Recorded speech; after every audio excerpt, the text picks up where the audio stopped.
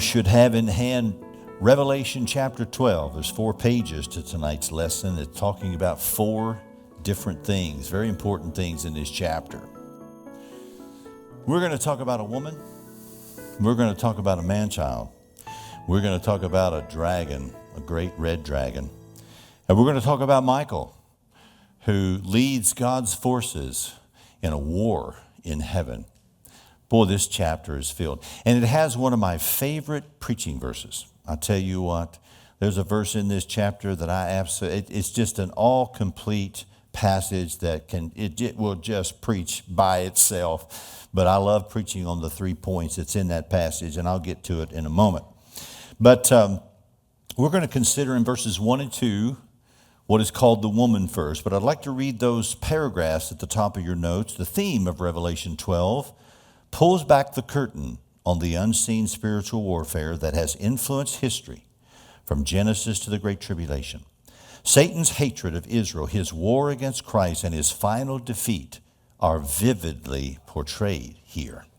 The key verse is verse 9, and the great dragon was cast out, that old serpent called the devil and Satan, which deceives the whole world.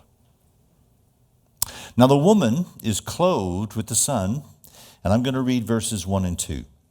And there appeared a great wonder in heaven, a woman clothed with the sun and the moon under her feet, and upon her head a crown of 12 stars. And she, being with child, cried, travailing in birth, and pained to be delivered. And so there's a lot here. And so in verses 1 and 2, we're going to consider, first of all, her identity, because it's pretty clear who she is. The woman has to be Israel. There have been those who have argued that it's Mary, the mother of Jesus, or perhaps the church, which is also his bride. The church is often referred to as a woman, but it can't be either. The description here definitely denotes the nation of Israel, the people that God chose to bring about an Old Testament people and a lineage that would ultimately bring his own son, Jesus Christ, into the world through Mary, but that's not who this particular passage is talking about. Here are reasons. Joseph's dreams identify the symbolism taken from Genesis 37. The church never gives birth to Christ. Israel produced the Messiah. Israel continues after Christ's ascension, fitting the remainder of the chapter. And then the symbols in this place. The sun, that's God's covenant favor and national glory. The moon under her feet denotes dominion and reflection of divine authority. And then the crown of 12 stars, it has to be the 12 tribes of Israel. So the description that God gives makes it quite clear who she is. And I know there are those who can argue for those other identities, but I think it's a losing argument. And then her condition, these verses also tell us, verse number 2 tells us about her condition. She's in labor. And this represents Israel's long expectation for the Messiah, how they looked for Jesus to come for all of those years, centuries. And then how they suffered before his arrival, and how her national travail was always awaiting redemption when God would send the Messiah. It was promised from Genesis chapter 3 and verse 15. It was promised through Abraham. And so on and on, all through the Mosaic law, all through all the teaching of the Old Testament was this forward expectation and this forward projection. The Messiah is coming. Now, the Messiah is Hebrew, and the name Christ is Greek, but they both mean the same thing. They mean the anointed one, the one whom God would send unlike any other person. Now, you know, the term apostle, when the Lord picked 12 disciples, and then later 11 of them would become, of course, his apostles, and Paul would be one, we think, born out of season, even though in Acts chapter 2, or Acts chapter 1, they picked somebody different. It's quite obvious that God chose Paul. So those become apostles, and the name apostle means one who is sent. So God does send people. be it preachers or evangelists or missionaries or Sunday school teachers or you or anybody.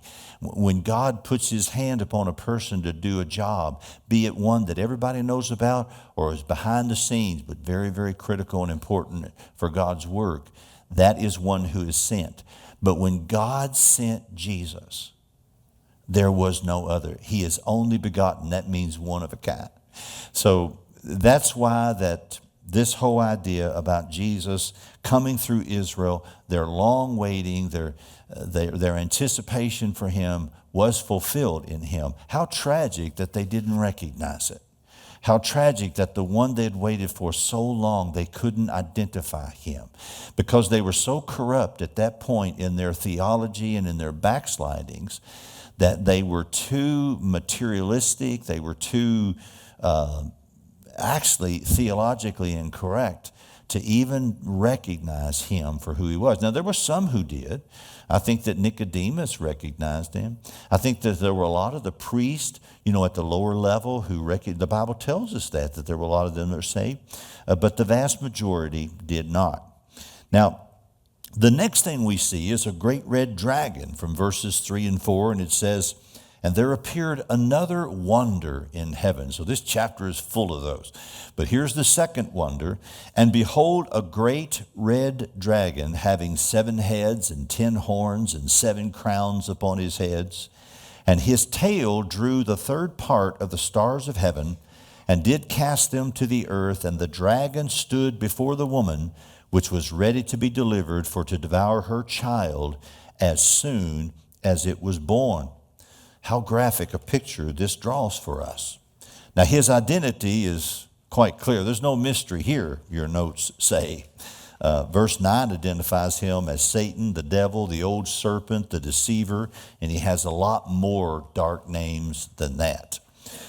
His appearance on top of page 2, it's large, it's great, it's powerful. He is also red. The red dragon, which stands for bloodshed and murder. John 8:44 says that he was a murderer from the beginning. He wanted to murder Eve and Adam's relationship with God, and he later would inspire Cain to kill, his brother. And so his 7 heads likely represent the fullness of satanic political power, often connected with the great Gentile empires. And Satan still does control governments. He controls dictators. He controls prime ministers and presidents. He can control anybody that will let him control them. And he does try to work in high places in order to steer the world in the wrong direction. And so when we pray, we should pray about that. We should pray for the powers that be, for the principalities and those in high places. Paul taught us in Ephesians chapter 6 that that's how he works. And so when we pray, we should pray against that. I've heard of prayer warriors in certain cities developing prayer stations around their city and surrounding their city. I mean, like the north, the south, the west, and the east, and have somebody praying certain times toward their city to unseat the evil beings that control and overshadow, their cities and their towns. Somebody said, "Oh, my goodness, you believe in that?" Yes, I do. I do believe that Satan has principalities and powers, and he wants to pull the strings of those who are elected. And when we see a Christian go into office, boy, we should be thankful for that. But sincerely pray for them. Sincerely pray for them. Because, listen, as bad as politics can be, it is still something that's a necessary thing. And we need good people to be in those positions. And we need to pray that God would raise up good people. I remember when one pastor, in fact, we got to see him and visit with him in Washington, D.C. He was a congressman that kind of kept his word for the most part, that he believed in term limits. So after about, three different 2-year sessions, he left. But Ron Lewis, he was an actual minister and a good guy. And, everybody worried him going to, the swamp would turn him, in the wrong direction. And it might have to some degree, but as far as I can tell, he remained a good man. And, we need a lot of people like that. We need people to go into politics, Well, I might even throw my hat in the ring next presidential election, see if I can't get that job. But just kidding. I wouldn't want to step down to that. You know what I mean? But we've got an organization in our area, in our state, called the Commonwealth Policy Center, and Richard Nelson, great guy, and we support them, by the way, monthly. Not a lot of money, but we throw in a little bit. I think we do. I know, Mike, you do, and I know I do. I think our church does. But maybe we do, maybe we don't. I know we give them occasional gifts.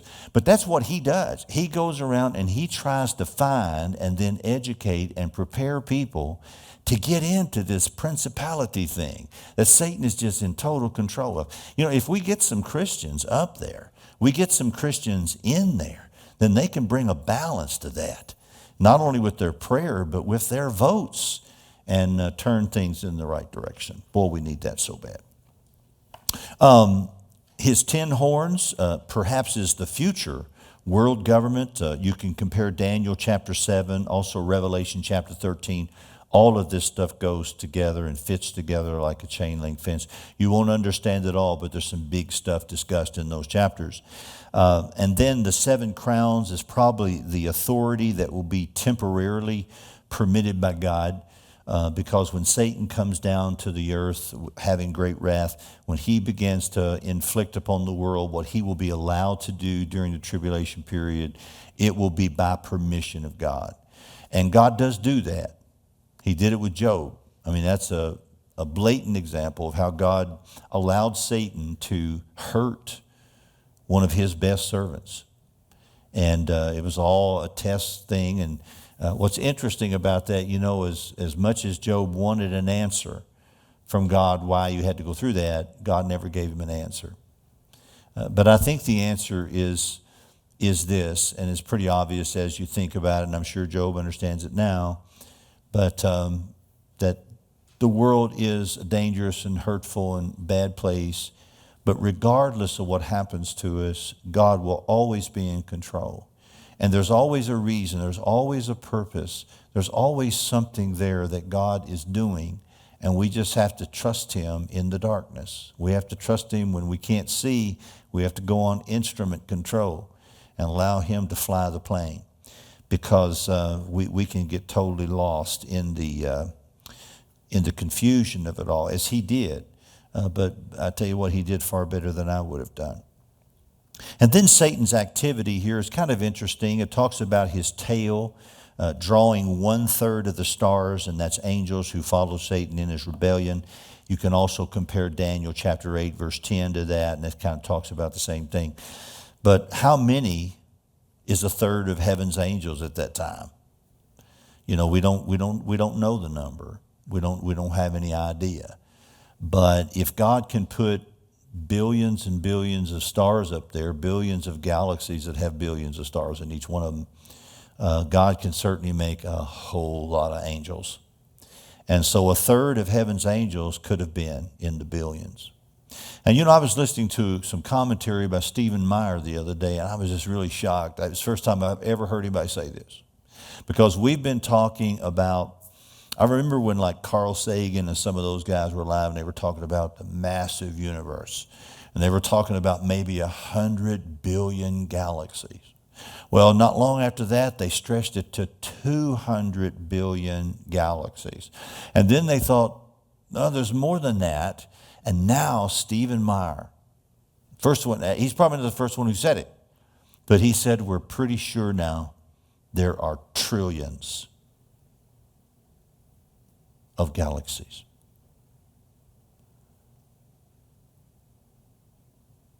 That just blows my mind. I've always said that the universe physically is the best illustration we have of the unlimited nature of God. It's the best physical thing we can look at and say, that's God on display. That's a picture of his bigness. But that, even that, just takes this whole idea about omnipotence and and the fact that he has no limit, no measure to another degree from me. So a third of heaven, I don't know how many that is, but it's a lot. And then his ambition and fatal mistake can be seen in these passages. If you don't know these passages, they're good to study so that you can talk about them sometime with people when this subject comes up. But in Ezekiel chapter 28, also Isaiah chapter 14, we see Satan discussed there. Now, in one sense, Ezekiel 28 is talking about the king of Tyrus, but it's shooting beyond the king of Tyrus. You can see that the description about the king of Tyrus there is far beyond what he is. This is talking about this celestial being called Satan. And then in Isaiah 14, it's just plain and simple. It is Satan talking, and God is putting on display by record what he wanted. And Satan said, I am going to take over. He said, I am going to exalt myself above the sides of the north. And there is a north in this universe. And even scientists will tell you that. But he said, I'm going to go even above that. And I assume that's where God's throne is. Yeah. And maybe even heaven. I don't know. But he then says that he's going to do this, he's going to do that. And he mentions I there, that personal pronoun, I. And then God just shuts him down and says none of that's going to happen. And you'll be brought down to the lowest pit of hell. And he said everyone that's there will narrowly look upon you. Now, you know, people who paint Satan in pictures and people who talk about Satan, he's the strong man. He's the big guy. He's the mafia figure. He's the leader. He's the roughest of the toughest. But not then. No. One of the interesting things about the lake of fire and hell will be that he will be the weakest one there. He's not going to be running around sticking people with a pitchfork and he will not be the tormentor. He will be the most tormented. And he'll be the weakest. He'll be stripped of all power. Even the weakest sinner who ends up in hell from this earth will be stronger than him. And that is a well-deserved condition, friend, that Satan's headed to. And he knows it too. And he hates when I talk about it like this. So I'll probably break my leg on my way home tonight. But that's okay too. No, he can't touch you. He can't touch me without God's permission. Don't ever worry about. Hey, look, respect him, but don't ever fear him. You fear God, and that's all you have to do. He's afraid of God.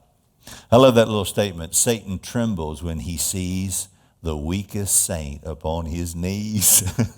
Because you talk to God, then you've got all of God's omnipotence with you. Any questions on the woman or the dragon?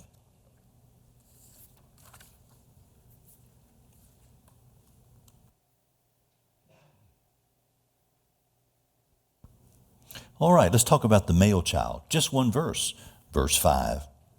And she brought forth a man-child who was to rule all nations with a rod of iron. And her child was caught up unto God and to his throne. It's pretty easy to identify him. That is unmistakably Jesus Christ. And of course, the evidence is here. He's destined to rule all nations with a rod of iron. We learn that in more than one place, but Psalm 2, and then also here in the book of Revelation, to one of the churches. I can't remember which one of the 7 churches, but it talks about there that he's going to rule with a rod of iron. Also, he ascends to God's throne. That has to be Jesus. Notice John's brief summary. Look, in that one little verse, verse 5, it gives us his birth. His life is omitted. His death is implied, and his resurrection and ascension are stated. Boy, what a quick treatment. That's all that was needed. Because this man-child, the product of the woman who is Israel, is indeed true. It was through that chosen people. And you wonder why people hate Israel so much. Because Satan hates Israel.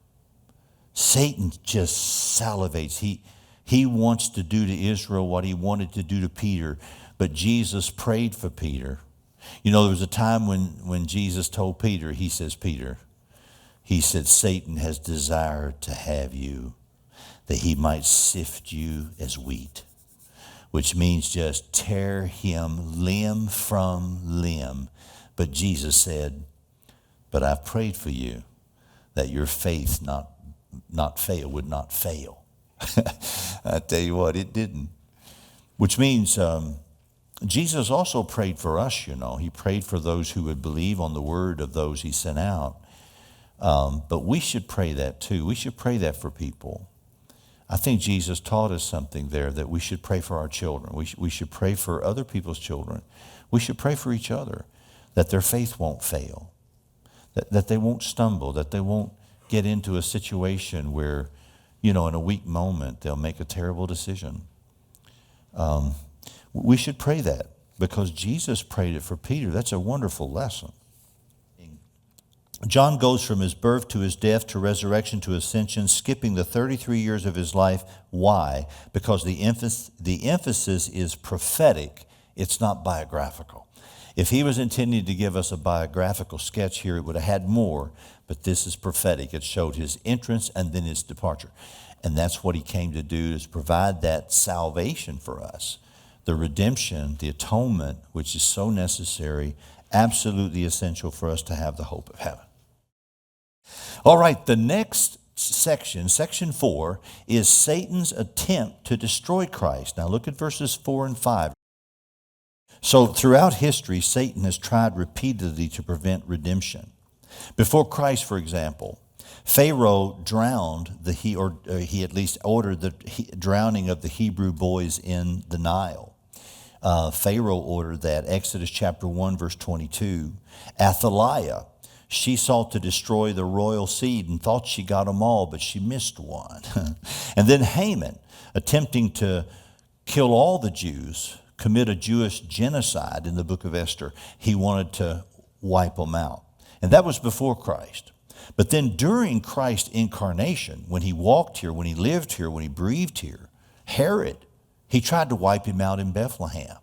Can you imagine a society that would allow a ruler to do this? Send soldiers to a little village called Bethlehem. We think there might have been maybe 20 kids that were 2 years old and younger, and just wipe them out on a whim by his own command and power. Can you imagine living in a world like that, living in a society where one person had that kind of, I don't think we even to this day understand the blessing we have with America, our Constitution, and our human rights. And the fact that there is a limit and a check on power, there's a balance between, the three branches of government, but also our police forces, our mayors, our governors, they do not have unlimited power. Thank God for that. But in this day, this could happen. And it did happen. And it just blows our mind. People put down America all the time. They think America's a bad idea. They think capitalism is a bad idea. But it is the greatest system that has ever been, the most prosperous, the most powerful system that has ever been. And those who are fighting against it wants us to go back to Marxism or go to Marxism. And, that's nothing more than a Herod in control of society. And all you have to do is study what those men did in Russia and China and all through all those places where the most evil men ruled like this. But also, not just Herod, but during Jesus' public ministry, there were times when they tried to kill him. They tried to stone him. In his own hometown, Nazareth, they would have thrown him off the precipice upon which the city was built, headlong, which means head first. They wanted to kill him that day. Why? Because he read Isaiah chapter 61 and said, hey, this is me. And they were offended. And you know how church people get when they get offended. It happened in church. But they were able to do it at the crucifixion, weren't they? Because it was time and it was God's plan, and they were able to crucify the Lord there. And then after Christ's ascension, the notorious gas ovens of Hitler's Third Reich, the continued anti-Semitism that continues to emerge in this wicked world, and it lifts up its ugly head all the time. I tell you what, folks, as long as I'm pastor of this church, I'm going to encourage you to pray for the peace of Israel. We're going to be on her side. We're going to believe that she is still God's chosen people. We believe that there's still a role for her to play, not only now, but in the end days and throughout eternity. I mean, if their names are written over the 12 pearly gates of the new city, there's something to that. And there's just such a hatred for Israel. It appears it's just amazing. Sometimes the people that you had faith in too, as politicians, they turn and they go this route, and it's just disgusting and greatly depressing. But listen, they'll buy their own damnation when they do that, when they turn against God's blessed people. And I know they're not Christians, and I know that they have very little theological stability, and I know they're wicked in a lot of ways, but they're still God's divorced wife, and you need to be careful how you treat her. Anyway, so the attempt by Satan in Revelation 12 will be the most vicious of them all. However, every attempt has failed throughout all the history. Hallelujah. So when he goes after the woman here, this is going to be a very vicious slaughter. He's going to try to annihilate her one last time, but that won't work either. Thank God. God does some marvelous, marvelous things here. Verse 6 is Israel's protection during the tribulation. The woman flees into the wilderness where God has prepared her a place, and she remains protected there for 1,260 days, which is 42 months, which is 3.5 years. And this will be the last half of Daniel's 70th week. So it will also be the last half of the tribulation period. Now there's a war that goes on here, and this is where we see Michael the Archangel stand up. He's God's military general. And so from verses 7 to 9, it says, "And there was a war in heaven. Michael and his angels fought against the dragon. The dragon fought and his angels. And they prevailed not, neither was their place found any more in heaven. And the great dragon was cast out, that old serpent called the devil and Satan, which deceives the whole world. He was cast out into the earth, and his angels were cast out with him." Now Michael, he leads heaven's armies. He's a very humble angel too. Kind of impressed with him through Scripture the few times that we see him and when he appears. But he only appears when Israel's involved. You notice that. Now there's several verses there that kind of tend to prove that, and you might read those later. But he only appears when Israel's involved. And to me, that continues to elevate the importance of who Israel is. Now Satan is expelled. He's cast out of heaven. Now you say, wait a minute, I thought he got cast out a long time ago. I thought when sin was found in him, in God's heaven, that he was thrown out. He was. But there's more than one heaven. There is the place where God's throne is, and that is the supreme heaven of all. Satan was the covering cherub. If you read that passage in Ezekiel, he's called the covering cherub, which means if God got up in the morning, which he doesn't, but let's say he did. If God had a closet, which he doesn't, but let's say he did. But God gets up in the morning and he goes to his closet and he pulls out his robe. Satan was the robe. The son of the morning was the robe. He is called the covering cherub. Now you see the Ark of the Covenant, where the mercy seat was, and there was a cherub on this side and a cherub on this side, and they leaned forward, and their wings came to a point right there in the middle. They were covering cherubs that covered the holy mercy seat and the Ark of the Covenant, which had all those significant things in it about God and Israel and everything about the Old Testament spiritual economy. But Satan, Lucifer, son of the morning, he was perhaps the most powerful and the closest angel to God. What kind of grief did that cause God when he rebelled? What kind of grief did it cause God when Judas betrayed him? And what kind of grief has it caused God, and has it caused you when you've gone through your own occasions of betrayal? Because betrayal was born in heaven a long time ago in the heart of a dark angel that became dark. He wasn't dark before, but he became dark. And that has continued to repeat itself throughout time, over and over and over and over again. So he is expelled, and for the first time, Satan has permanently lost his access to the heavenlies. Now, when he was thrown out of the third one, he came into the second one, which means he probably has access to the solar system and the galaxies. But he spends a lot of time here. Have you noticed that? So that's the first heaven.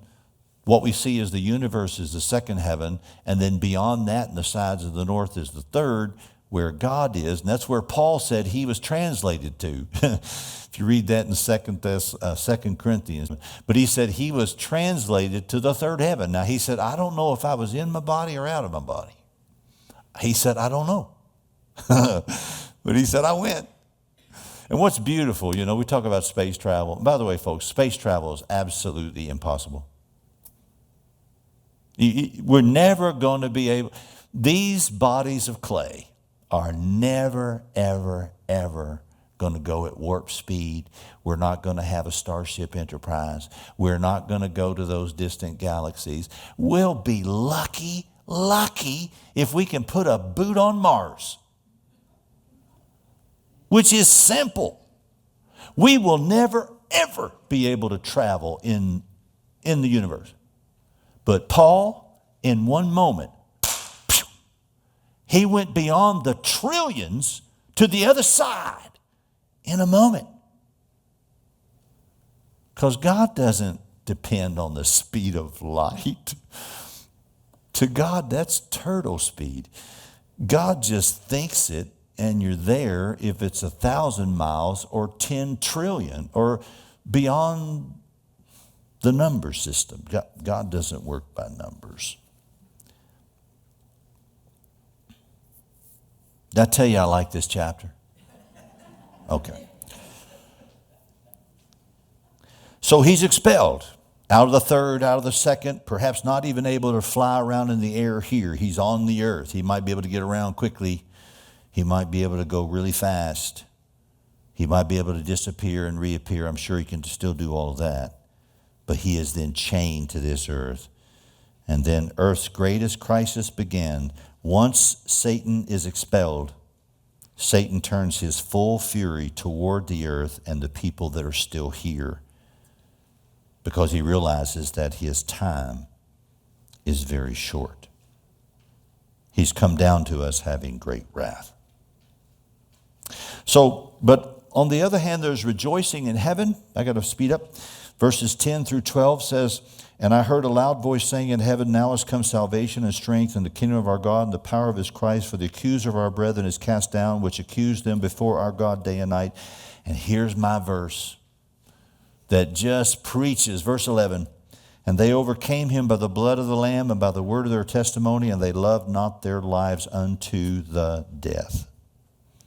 And then verse 12, therefore rejoice, ye heavens, and ye that dwell in them. Woe to the inhabitants of the earth and of the sea, for the devil has come down unto you, having great wrath, because he knows he's just got a short time, and the clock is ticking. Now, at the bottom of page 3, I've got 3 reasons believers overcome Satan's strategies, and then at the top of page 4 is this little sermon outline. First of all, this is how you beat the devil. The first thing is the blood of the Lamb. The second thing is the word of your testimony. The third thing is that you don't love your life. Now, this is what that does. The blood puts you into a proper perspective with God. There's no other way. You can't live good enough. You can't be good enough. You can't give all your money away. You can't do anything to get right with God. There's only one way, and that's through the blood of Jesus. But that puts you into a proper perspective with Him. Now, the second thing, the word of your testimony, that puts you into a proper perspective with everybody around you. So when you get saved and you begin to declare who you are, then people begin to recognize you as belonging to God. You have become a member of His family. You have become a follower. You've become a disciple. And that puts you into a proper perspective in the world, a position that the world must recognize because that's who you are. So they know you're not just like anybody else that's not a Christian. You're like a Christian now. You live by different rules. You love things that maybe they don't love. You do things that they would never do. And they watch you. But then the last thing is one of the most important. All three, it's a three-legged table. It has to have all three of them for it to stand. And that means that they love not their lives to the death. Because if you don't, if you love parts of this life too much, if Satan owns any ground in your heart, he'll get it. Look, the blood will do its job. And your testimony will set you in proper perspective with people. But if you're not willing to die for what you believe, if you're not willing to die to this world so that you can be alive to Christ, it won't work for you. But if you will do this, Satan has nothing in you. You remember that night in the garden when Jesus told His disciples, it might have been just Peter, James, and John, I can't recall. But He said, let's go here because the prince of this world is coming. And then He made a statement, but he has nothing in me. That means he did not own 1 inch of real estate in Jesus' heart. Well, now that's supposed to be where we are too. We ought to be able to say, no matter what the devil does, he does not own anything in me. No property, no real estate in my heart. I think this is perhaps the Bible's greatest verse concerning spiritual victory because it's simple, but yet it's profound, and it lays down 3 indispensable elements about salvation and victory over our enemy. Yeah. Any questions?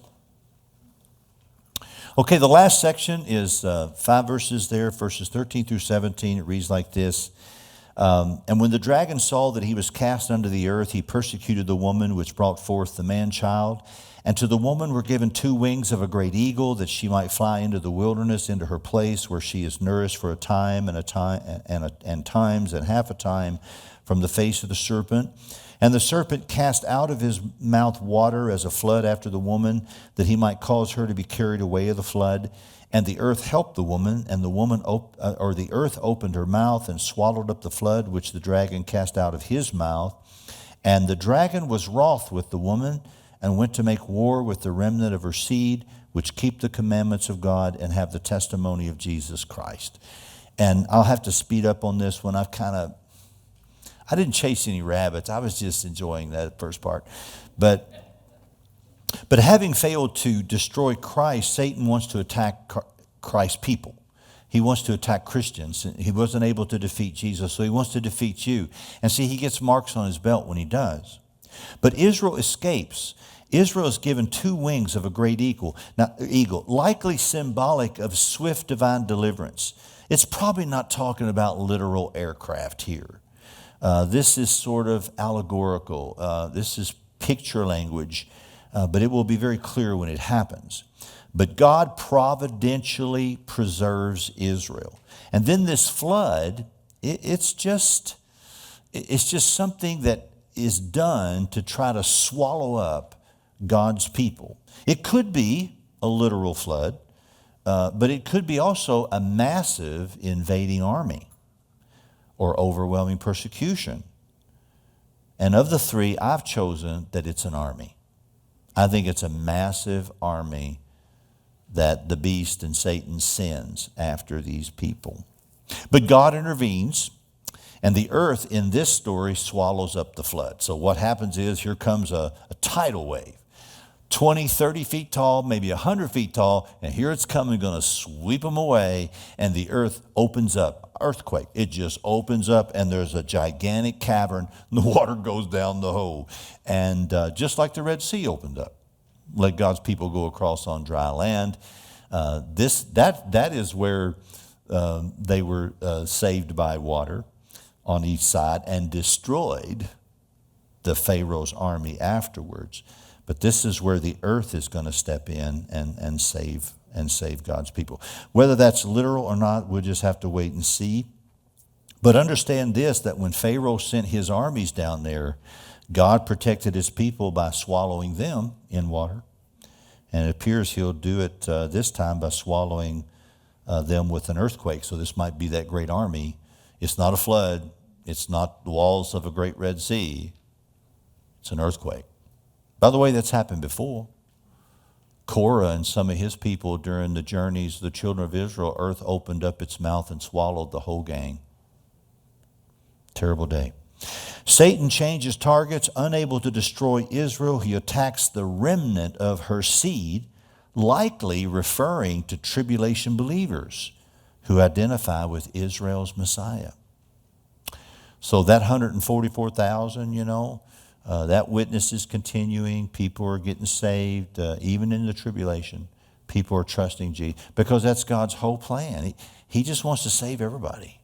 And he'll even be doing it then, one of the most darkest times. It is the most dark. It's called the time of Jacob's trouble. It's a time that has never been, neither shall it ever be again.